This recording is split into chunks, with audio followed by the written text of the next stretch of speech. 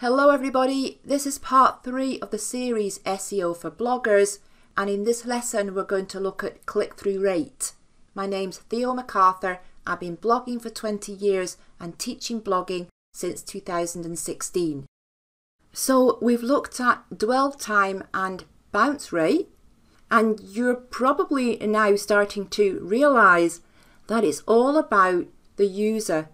If the signals coming from the user tells Google that they like this piece of content, they like this page, they like this post, Google is going to treat that favourably in the search results.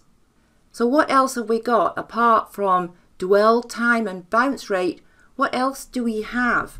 Well, we have the click-through rate.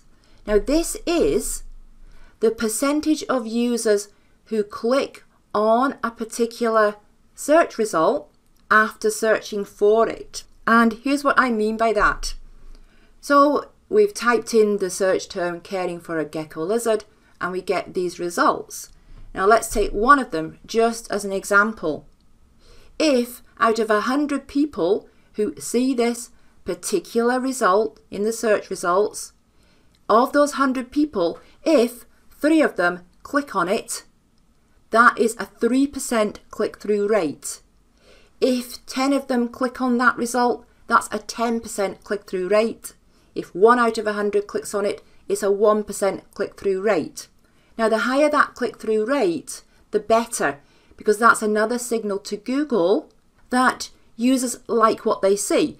In this case, they haven't yet gone to the blog or the website, but they like what they see here in the title and the short description.